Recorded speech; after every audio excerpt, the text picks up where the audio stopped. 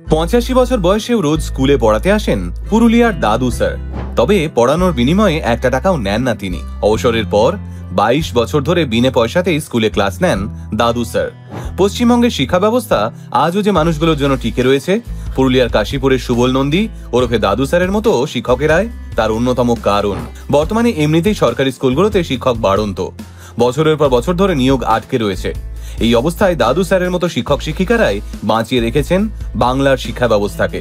তাহলে চলুন আজকের ভিডিওতে আমরা জেনে নিই এই দাদু স্যার অর্থাৎ শিক্ষক সুবল নন্দীর ইন্সপায়ারিং জীবন কাহিনীটা। পুরুলিয়ার কাশীপুরের নপাড়া গ্রামের বাসিন্দা 85 বছর বয়সী সুবল নন্দী প্রতিদিন সকালবেলা ঘুম থেকে উঠে ফ্রেশ হয়ে একটু চা বিস্কিট খেয়েই ভদ্রলোক গটগট করে হাঁটতে হাঁটতে পৌঁছে যান নপাড়া প্রাথমিক বিদ্যালয়ে। দাদু স্যার স্কুলে ঢুকলেই মুখে হাসি ফুটে ওঠে ছোট ছোট ছেলে মেয়েগুলোর। তবে দাদু স্যার নামেই দাদু, কাজে তিনি এখনো টেক্কা দেবেন কম বয়সী শিক্ষক শিক্ষিকাদের।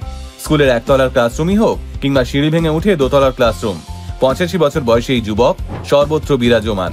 অবসর গ্রহণের পর গত 22 বছর ধরে এই নপাড়া প্রাথমিক বিদ্যালয়ে বিনা পয়সায় পাঠদান করেন সুবল বাবু। একান্তই খুব শরীর খারাপ না হলে তিনি কখনো ছুটি নেন না।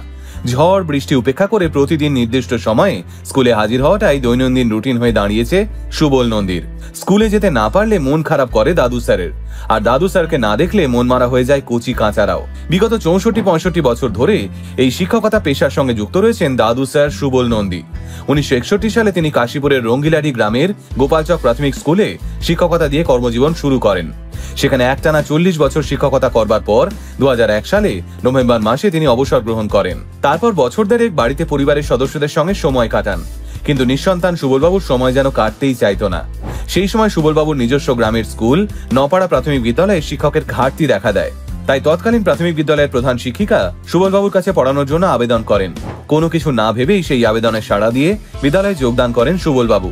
তবে সুবলবাবু তখনই সাফ জানিয়ে দেন পড়ানোর জন্য তিনি কোনো টাকা নেবেন না, কারণ সরকারের তরফ থেকে যে পেনশন পান তাতেই দিন চলে যায় নিঃসন্তান সুবল নন্দীর।